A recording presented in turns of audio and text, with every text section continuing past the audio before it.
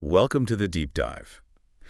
Today, we're going to be tackling something pretty fascinating, and I got to say, a little bit scary too, artificial intelligence. And more specifically, we're going to be diving into whether AI is an existential threat. And we've got a whole stack of sources here, book excerpts, academic papers, even some news articles.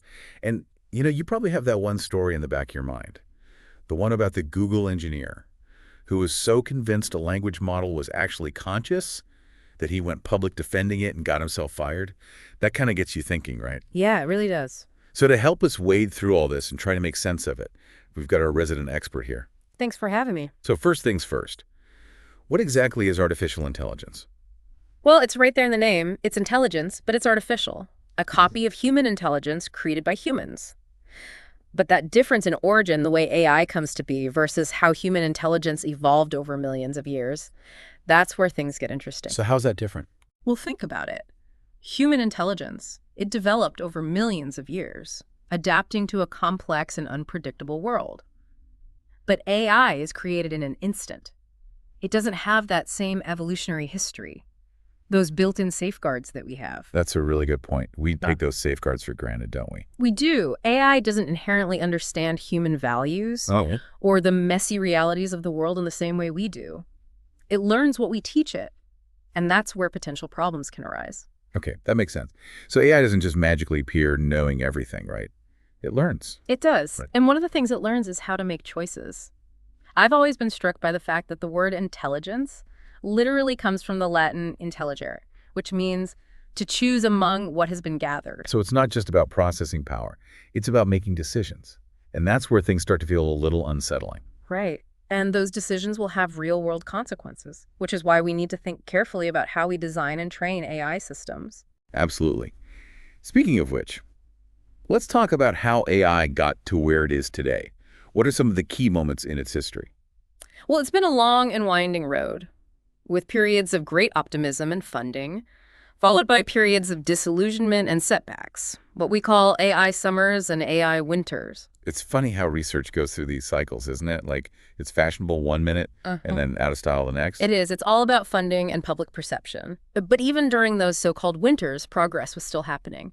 We wouldn't be where we are today without the work of early pioneers, like Alan Turing, who laid the theoretical groundwork for AI, or John McCarthy, who actually coined the term artificial intelligence back in 1955. And of course, we can't forget Marvin Minsky, who co-founded the MIT AI lab and was just a major force in the development of neural networks. It seems like there's always this push and pull between the theory and the practice, right? Absolutely. And as the technology advanced, we started to see some pretty remarkable achievements. Remember Eliza? Oh, yeah. That early chatbot program. I remember reading that some people actually thought they were talking to a real person. It's amazing how quickly we can start to anthropomorphize these systems. It is. It shows how even simple AI can blur the lines between human and machine. And then there was AlphaGo, the AI that mastered the incredibly complex game of Go and defeated a world champion.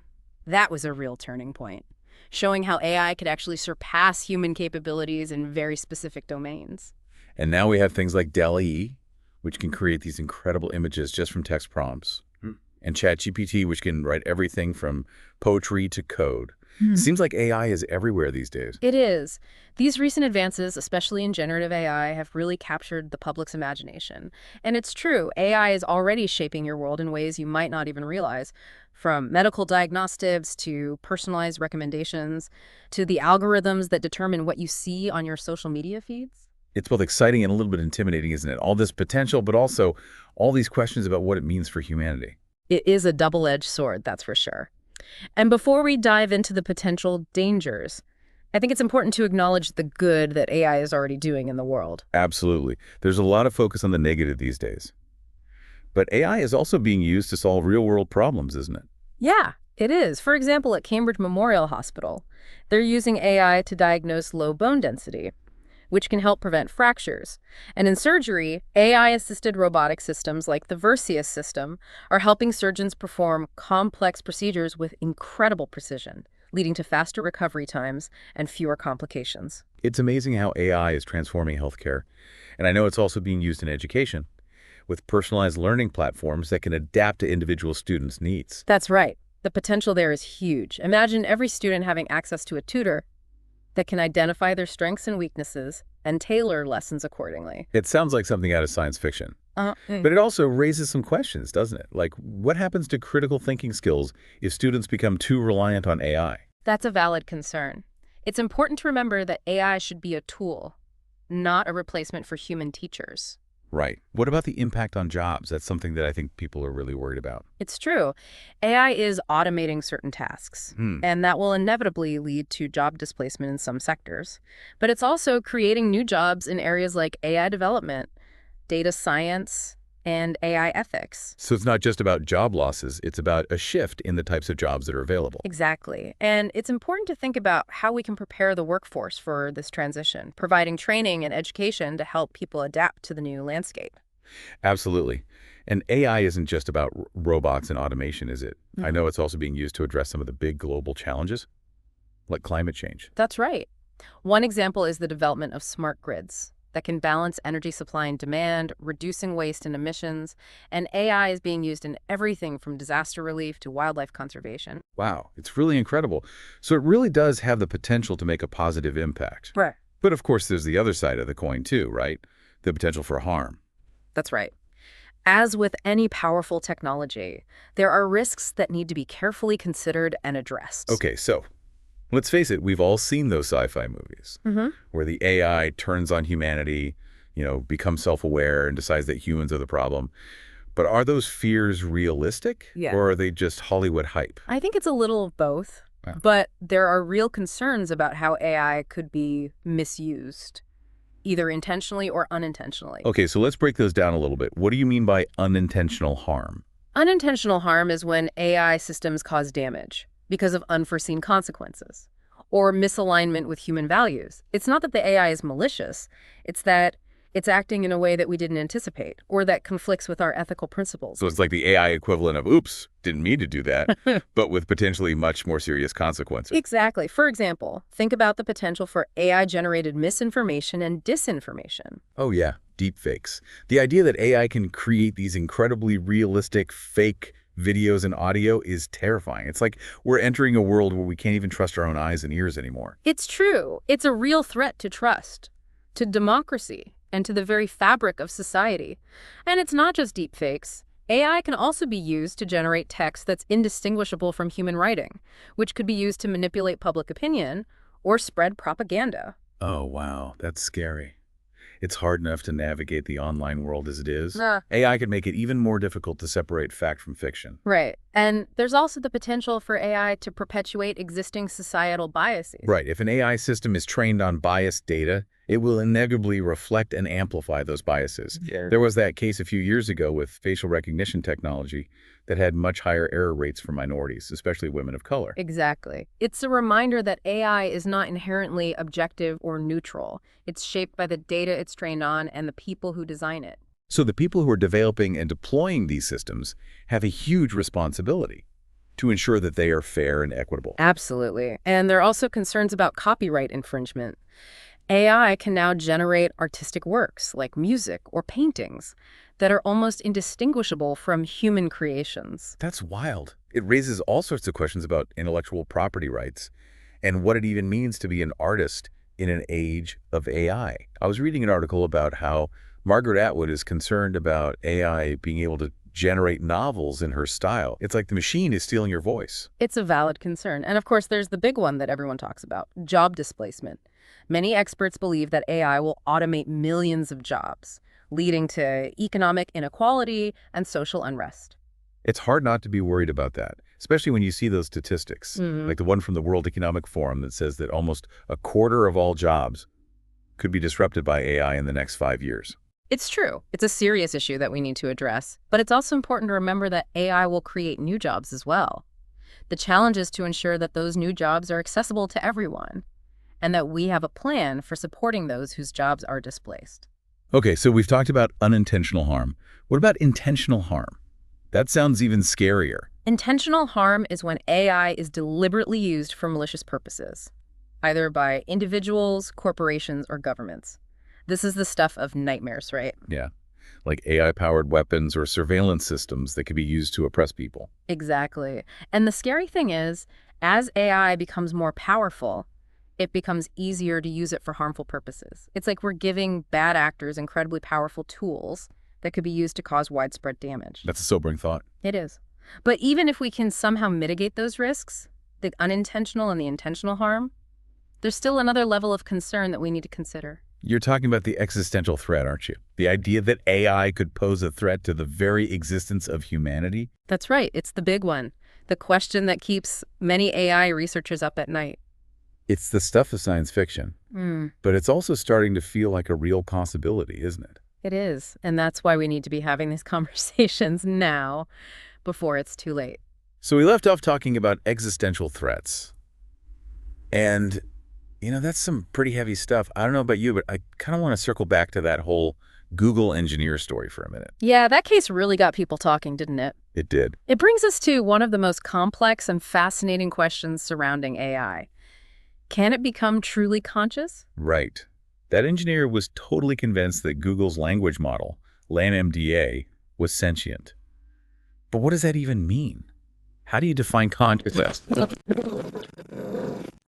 I've been grappling with for centuries. There's no single agreed-upon definition. But there are certain criteria that are often used to assess consciousness.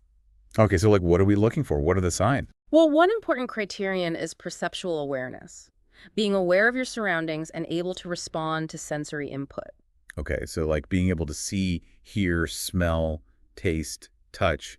Basically being aware of your senses. Exactly, but it's more than just passively receiving sensory information. It's about actively experiencing those sensations. Okay, so what else are we looking for? Another key criterion is self-awareness. Having a sense of self. Recognizing that you are a separate entity from the world around you. So it's not just reacting to stimuli, it's having an understanding of yourself as an individual. Right. And a conscious being is also able to modify their ideas based on a value system. So it's not just about processing information, it's about having a set of beliefs or principles that guide your actions, like a sense of right and wrong. Exactly. And those judgments are influenced by their subjective experience, which is another hallmark of consciousness. Okay, so this is about emotions, feelings, that inner world that kind of makes us uniquely human. It is. And lastly, there's the ability to generalize across domains of information. So it's not just specialized in one area. It can apply its intelligence to a wide range of tasks and situations. Precisely. A conscious being can learn new things, solve problems, and adapt to new environments. Okay, so those are the criteria. But how do we actually measure consciousness in an AI? It's not like we can just ask it, right? Well, it's tricky.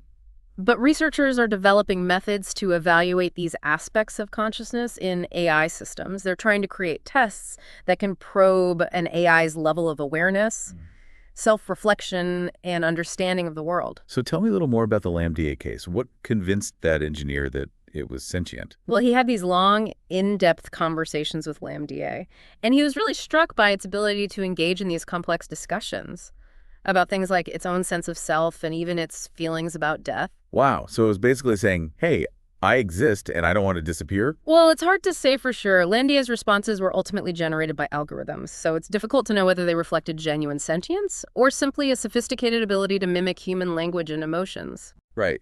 It's like that saying, if it walks like a duck and quacks like a duck. But with AI, it's not that simple. Exactly. LangMDA's case really sparked a lot of debate in the AI community. Some experts believe that the engineer was simply anthropomorphizing, projecting human qualities onto the machine. Others think we need to be more open to the possibility that AI could develop consciousness in ways we don't yet understand. It's kind of mind-blowing to even think about. So are there any efforts to create a more objective way to assess consciousness in AI? There are. Some researchers are working on a rubric for assessing consciousness, a set of guidelines or criteria that can be used to evaluate AI systems. Oh, interesting. So like a checklist for consciousness. In a way, yes. This rubric would include things like the ability to learn from feedback, to pursue goals, to demonstrate a sense of embodiment, and to develop a value system. It sounds like they're trying to pin down something that's inherently slippery and subjective. They are, and there's no easy answer here. The question of AI consciousness is incredibly complex, and it pushes us to confront some really deep questions about what it means to be human. It makes you wonder if, by trying to create conscious machines, we're just going to learn more about ourselves in the process. I think that's inevitable. The pursuit of AI is ultimately a reflection of our own desire to understand ourselves. and our place in the universe. That's a great point. Okay, so we've talked about consciousness Mm. and the challenges of even defining it, let alone measuring it in AI. But let's get practical for a second. What can we do about all this? How do we ensure that AI serves humanity rather than threatens it? Well, that's the big question, isn't it? And I think the first step is to shift from a mindset of fear to a mindset of empowerment. We're not powerless in the face of this technology. Okay, I like that. So what can we as individuals do to help shape the future of AI? Well, one of the most important things is to educate ourselves. We need to understand how AI works, its potential benefits and risks, and the ethical considerations involved. So where can we go for reliable information? It seems like there's so much hype and misinformation out there. There is, but there are some great resources available. Organizations like the Future of Life Institute, the Center for AI Safety, and the Partnership on AI are good places to start. And there are also many excellent books and articles on the subject. Okay, so knowledge is power, as they say. What else can we do? Well, we need to engage in dialogue. Talk to your friends, family, and colleagues about AI. Share your concerns, ask questions, and encourage others to get informed. So it's about raising awareness and making sure people are thinking about these issues. Exactly, and we need to demand transparency and accountability from those who are developing and deploying AI. So we're talking about pushing for regulations and guidelines that ensure AI is developed and used responsibly. Right. We need to make sure there are safeguards in place to prevent the misuse of AI and to mitigate potential harm. It feels like such a huge task. It's not like any one person can solve this problem. You're absolutely right. This is a global challenge that requires collective action. But that doesn't mean individuals are powerless. By speaking up, getting informed, and advocating for responsible AI development, we can make a difference. So it's about using our voices and our collective power to shape the future of this technology. Exactly. The future of AI is not predetermined. It's a future that we're creating right now with every choice we make. That's powerful. So what are some of the real-world efforts that are underway to govern AI?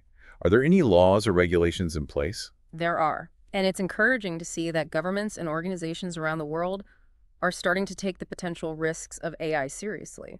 One example is the EU's AI Act, which is considered to be the world's first comprehensive AI law. Wow, the world's first. That's a big deal. What does it actually do? Well, it categorizes AI systems based on their risk level and implements regulations to mitigate potential harm. High-risk systems, for example, are subject to strict requirements for transparency, accountability, and human oversight. So it's like saying, if you're developing a high-risk AI system, you need to be able to explain how it works, how it was trained, and what measures are in place to ensure it's used safely and ethically. Exactly.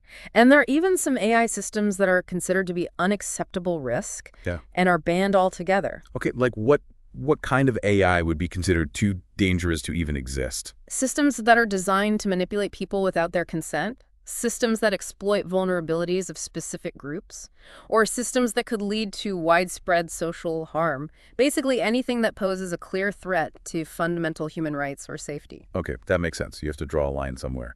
So the EU is taking the lead with legislation. What about other countries? Well, the UK hosted a major AI summit back in 2023, which brought together governments, companies, and experts to discuss the challenges and opportunities of AI. That sounds promising. What was the outcome of that summit? Well, it resulted in the Bletchley Declaration, a statement of shared principles for the safe and responsible development of AI. So is that like a global agreement on AI? It's not legally binding, but it's a significant step towards international cooperation on AI governance. The declaration emphasizes the need for AI to benefit humanity, to respect human rights, and to align with our shared values. Shared values. What does that even mean in a world with so much diversity and different perspectives? It's a tough question, and it highlights the need for a global dialogue on AI ethics. We need to figure out what principles we want to guide the development of AI, and we need to do that together as a global community. That sounds like a tall order, but it also sounds crucial if we want to navigate this technological revolution successfully. So what about the U.S.? What's happening here? Well, President Biden signed an executive order on AI back in 2023 that focuses on AI safety, security, and ethical development. It includes provisions to protect civil rights, promote responsible government use of AI, and ensure that the benefits are shared widely. Okay, so it's a multi-pronged approach that aims to address both the opportunities and the risks of AI. Exactly. It's a recognition that AI is a powerful tool that can be used for good or for ill, and that we need to be proactive in shaping its development. We've talked about the EU, the UK, the US. What about other countries? China, for example, is investing heavily in AI. Right. China's approach is interesting. They're very focused on promoting innovation while also maintaining control. So it's a balancing act between fostering AI development and making sure it doesn't pose a threat to the state. Exactly.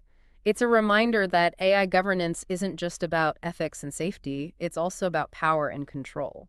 And the countries that lead in AI development will have a significant advantage on the global stage. This is getting complex, but it's also fascinating to see how different countries are approaching this challenge. It is. It's a rapidly evolving landscape, and it's important to stay informed. Well, let's continue this exploration in part 3 of the deep dive, where we'll delve into some of the potential solutions being explored to try and mitigate the risks of AI, the limitations of current AI, and what we can realistically expect from this technology in the years to come.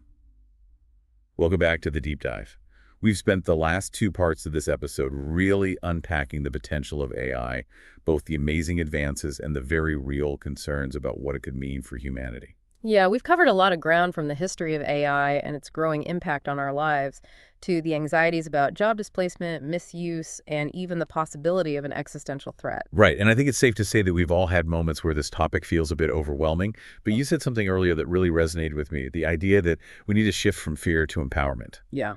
So how do we actually do that? What are some of the most promising solutions that are being explored to address the risks of AI, Right. especially the existential threat? Well, as you can imagine, there's no single magic bullet. But researchers are working on a variety of approaches, each with its own set of challenges and potential benefits. Okay, so walk me through some of those approaches. I remember you mentioned the idea of boxing the AI. Right. What exactly does that mean? Well, it's about creating a controlled environment for the AI, limiting its access to the outside world and its ability to act independently. So like a digital prison for a superintelligence. Yeah, you could think of it that way. I could see how that would be appealing from a safety perspective. Yeah. But how do you control something that's potentially far smarter than any human? Yeah, that's the million-dollar question. And there are some who believe containment is simply not feasible in the long run, but others are exploring ways to mathematically prove that an AI system will behave as intended using something called formal verification techniques. Well, formal verification. That sounds intense. It is. It's a complex area of computer science, but the basic idea is to use mathematical logic to create a set of rules that the AI cannot violate. So it's like setting up a kind of mathematical fence around the AI's capabilities. In a sense, yes. The goal is to create provably safe systems where the AI's actions are constrained by these unbreakable mathematical rules. But even this approach has its limitations, as it's incredibly difficult to foresee every possible scenario and ensure those rules cover all potential outcomes. Right. It's like trying to predict the future, and we all know how well that usually goes. Exactly. So if containment isn't foolproof, what are some of the other strategies being explored? Another major area of research is AI alignment, making sure that the AI's goals are aligned with human values. We touched on this earlier, and I have to admit, it's one of the things that worries me the most. I understand. How do you ensure that an AI, especially a super intelligent one, will share our values and goals? What if its idea of a good outcome is totally different from ours? It's a valid concern. One approach being explored is something called inverse reinforcement learning. Instead of explicitly programming the AI with a set of goals, we observe human behavior and try to infer what values and goals we're implicitly pursuing. So it's like the AI is watching us and trying to figure out what we really want, even if we don't always know ourselves. It's a bit like that. The idea is that by observing human behavior over a long period of time, the AI could develop a more nuanced understanding of our values and goals. I can see how that could be powerful. But it also seems a bit risky. What if it learns all the wrong things from us? We're not exactly perfect examples of morality and good judgment all the time. That's true. Human behavior can be pretty messy and contradictory. That's why some researchers are exploring the idea of value learning, where the AI is explicitly taught a set of ethical principles. It's like giving the AI a moral compass. Okay, that makes sense. But Yeah. who gets to decide what those ethical principles are? And how do you ensure that they're robust enough to handle all the complex moral dilemmas that an AI might encounter? Those are some of the big questions that researchers are grappling with. It's not just about programming a set of rules. It's about instilling a sense of ethical reasoning in the AI so it can apply those principles in a thoughtful and adaptable way. It sounds like we're still a long way from figuring all this out. We are, but that's part of what makes this field so exciting. There are so many unanswered questions. So much room for innovation and discovery. Okay, so we've talked about boxing AI, formal verification, inverse reinforcement learning, and value learning. What other solutions are on the table? Some researchers believe that the key to safe AI lies in understanding consciousness. We're back to consciousness. But I thought we said it was almost impossible to define, let alone measure in AI. So how can understanding consciousness help us create safer AI? Well, the thinking is that if we can figure out what makes humans conscious, what gives rise to our sense of self, our values, our moral compass, then we might be able to build AI systems that are inherently aligned with those qualities. So it's like saying if we can crack the code of consciousness, we can create AI that's more like us and therefore less likely to harm us. In essence, yes, but it's a long shot, and there are no guarantees. We're still very much in the early stages of understanding consciousness, both in ourselves and in machines. It feels like we're talking about solutions to a problem that we barely even understand yet. That's the nature of AI research. It's constantly evolving, and we're always pushing the boundaries of what's possible. Okay, so let's talk about those boundaries for a moment. Despite all the hype, there's still things that AI can't do, right? It's not as all-powerful as some people seem to think. Absolutely. Current AI systems are still far from achieving human-level intelligence, let alone superintelligence. They're very good at specific tasks like playing games or translating languages, but they lack the general intelligence and adaptability of humans. So AI is great at doing certain things, but it's not good at being human. Exactly. AI lacks common sense, emotional intelligence, creativity, and that nuanced understanding of the world that comes from lived experience. One of our sources mentioned the concept of embodied cognition, the idea that our intelligence is deeply intertwined with our physical bodies and our interactions with the world.